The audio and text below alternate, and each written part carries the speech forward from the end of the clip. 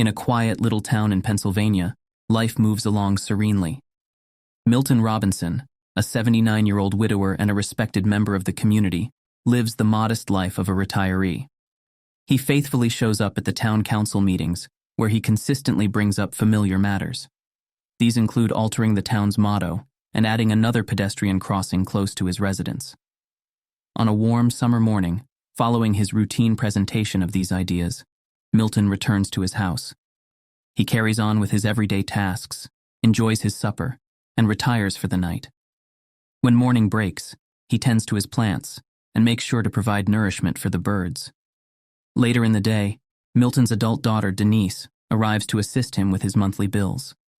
With no recent updates from his elder son, Tim, who lives far away and seldom keeps in touch, they tend to their financial matters. Denise takes a brief break to use the restroom, where she stumbles upon a jar of peas. This discovery raises her concern for her father's well-being. Despite Milton's assurances that he's doing well, Denise gently suggests he consider visiting a neurologist for a checkup. After all, she reasons, his age could make forgetfulness a potential sign of encroaching dementia. However, Milton vehemently opposes the idea of consulting any doctors. With Denise off to work, he's left on his own, his only companions being his cherished detective shows and a solitary dinner. One night, an unexpected commotion jolts Milton from his usual routine. Rushing outside, he's met with an unusual sight. A flying saucer has landed awkwardly in his backyard. Alarmed, Milton dials the rescue service, but their response leaves him flabbergasted.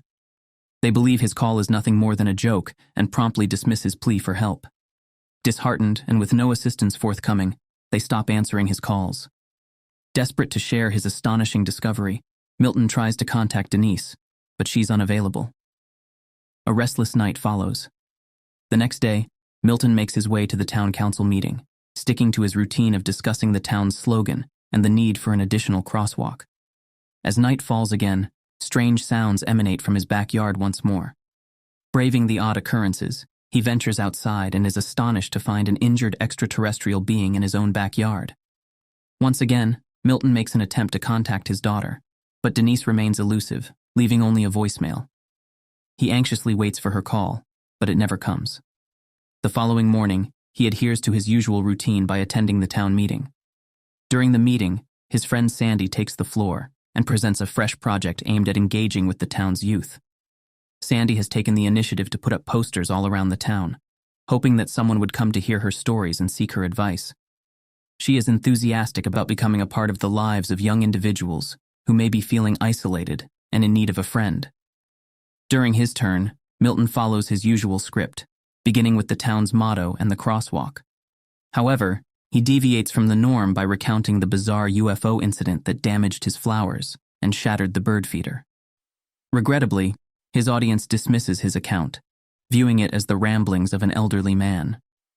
Two active retirees, Sandy and Joyce, offer some counsel. They kindly suggest to Milton that he avoid bringing up the UFO topic at the meeting in the future, as it may hinder the town's willingness to take suggestions from elderly residents seriously. Sandy takes it a step further by offering to give Milton a ride home and reassures him that she's always close by, ready to assist. This, unfortunately, sparks anger in Milton, as he feels like he's being treated as if he's a lunatic. That evening, Milton decides to revisit his backyard to check on the extraterrestrial being he had initially believed to be lifeless.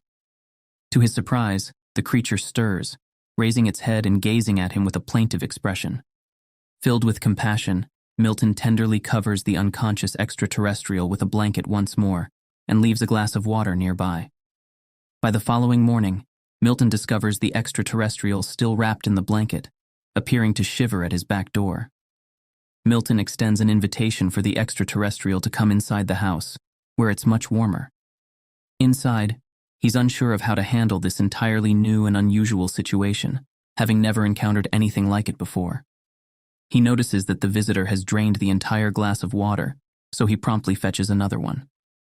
Feeling the need to offer the extraterrestrial some nourishment, he prepares a tray with an assortment of foods he finds in his home. However, the extraterrestrial's preference surprises him. It chooses only an apple. In response, Milton heads to the store to buy more apples, explaining to the cashier that they are intended for an extraterrestrial. Unfortunately, the cashier's response is one of skepticism, treating Milton as though he's a person with delusional beliefs. Upon his return home, Milton settles onto the living room couch and listens to news about the search for a weather satellite that's crashed. However, his attention is soon diverted by the sudden appearance of the extraterrestrial, who appears to be feeling much better and can even walk. Milton warmly shows the being around his home, providing a guest room and introducing it to television. His personal preference is detective shows, as he appreciates the uncertainty of their endings. Milton takes the time to share photos of his family with the silent yet attentive extraterrestrial. Regrettably, his wife is no longer with them, and his son has relocated to California. His daughter, though, visits him occasionally. As the evening progresses, the old man recollects the dance show and sits in front of the TV, inviting the extraterrestrial to join him. On that particular day, the store clerk informs Denise about her father's peculiar remarks regarding the extraterrestrial. Concerned, Denise decides to pay him a visit during her lunch break. Milton greets Denise at the door, and as is her usual concern, she insists that he should see a doctor due to her deep worries about his mental well-being. Reluctantly, Milton agrees, and Denise rushes off. Just as she departs, the phone rings. It's Sandy, urgently in need of a printer, and Milton invites her over to print the necessary documents. Sandy arrives, and upon entering, she spots the extraterrestrial. Milton introduces them, showing her the crash site. Sandy is taken aback, but emphasizes the importance of keeping this situation a secret for Milton's safety, citing the treatment of extraterrestrials by authorities when they appear on television. She advises him not to let anyone into his home except for her. After Sandy leaves, Joyce has already noticed her car parked outside Milton's house, sparking her curiosity about what's unfolding. Meanwhile, on TV, the calls persist for the public to join in the search for the crashed satellite. As time passes, the extraterrestrial continues to reside in Milton's house, spending moments watching their favorite TV shows together. One morning, it surprises Milton by offering a piece of paper adorned with a drawing of a cat. This heartfelt gesture deeply moves Milton, since it's a picture created just for him. In the following days, the extraterrestrial busies itself with repairing its spaceship. It seems to have fully recuperated and is preparing to return to its own world. Meanwhile, Milton visits a neurologist and undergoes a series of tests, experiencing some frustration due to errors in a few of them. During this period, Sandy keeps the extraterrestrial company, sharing her grievances about her daughter who moved to the West Coast and now resides with a friend. She's genuinely upset that her daughter rarely visits and doesn't bring her only grandchild along.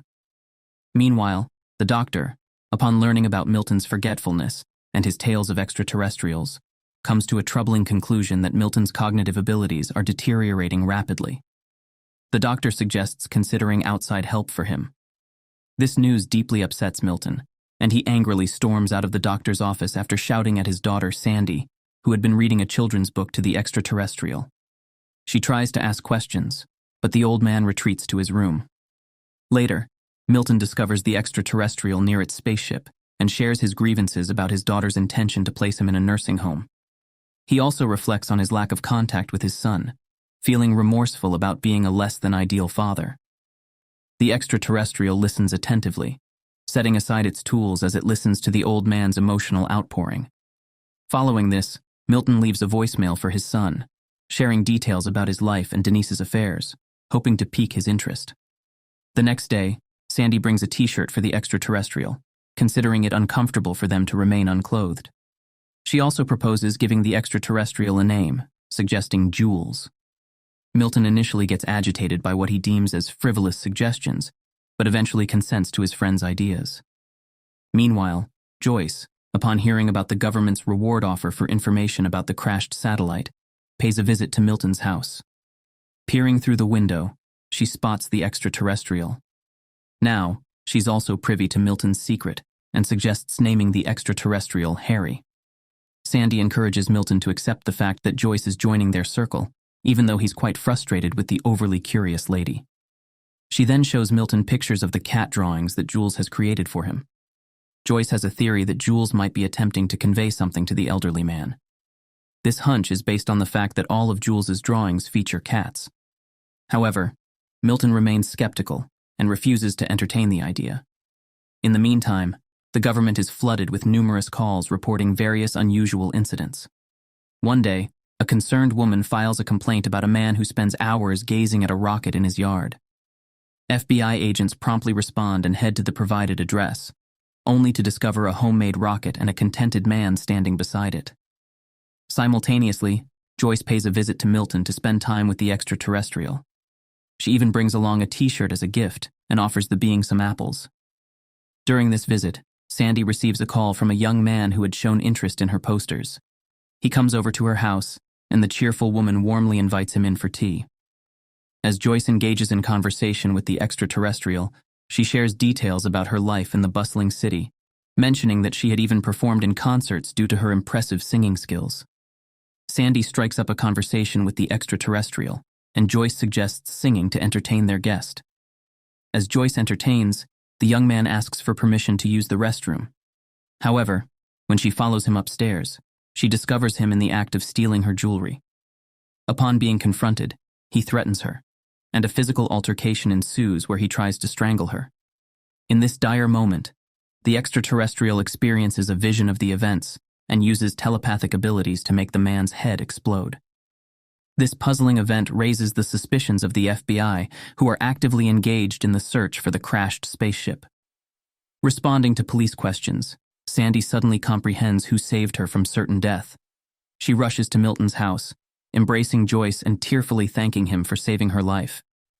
As the retirees discuss the potential danger posed by the extraterrestrial, they conclude that it seems to be only a threat to those with harmful intentions. Meanwhile, the FBI agents remain bewildered, unable to understand how and why the criminal's head could have burst, prompting them to keep a close watch on Sandy from that day forward. Denise encounters the elderly group at the store, once again raising the issue of the apples Milton bought. However, Milton skillfully dodges the conversation. Later, the group gathers at Milton's house for lunch, and Sandy detects an unusual odor.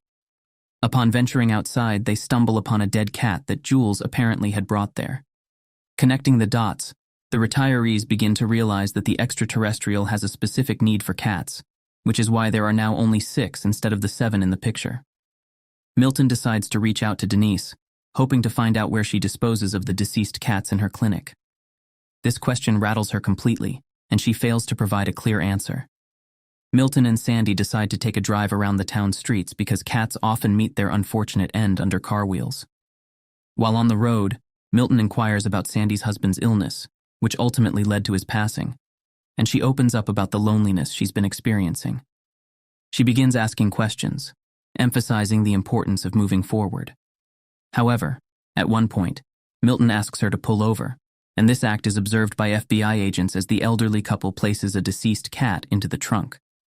On that day, they discover 2 more deceased cats, and Joyce pledges to track down the remaining ones. While the FBI agents eavesdrop on the private conversations of Milton's close ones, they hear Denise discussing her father's peculiar behavior with her brother. At the same moment, Joyce arrives with 3 more cats she discovered in different parts of the town, leaving just 1 more missing. However, as the agents knock on the door, the elderly folks opt to hide and refrain from answering. Eventually, the agents depart, leaving the group to realize they need to act quickly. In the midst of the urgency, Milton recollects Joyce's deaf, blind, and immobile cat, which had been overlooked. Joyce feels slighted and departs, but Sandy follows her, offering an apology for Milton's brusqueness. Joyce acknowledges the truth in Sandy's words, realizing that it's long overdue to end the cat's suffering. She brings the animal, and the extraterrestrial tenderly puts it to eternal sleep. Then, it covers the remains with a material, and a remarkable transformation begins as they start to merge into a single entity. In the end, a radiant object materializes in front of the group, which serves as the fuel for Jules's spaceship. The saucer gracefully ascends into the sky and hovers at the center of the yard, an occurrence instantly detected by the FBI's monitoring equipment. The retirees understand that the time for farewell has arrived.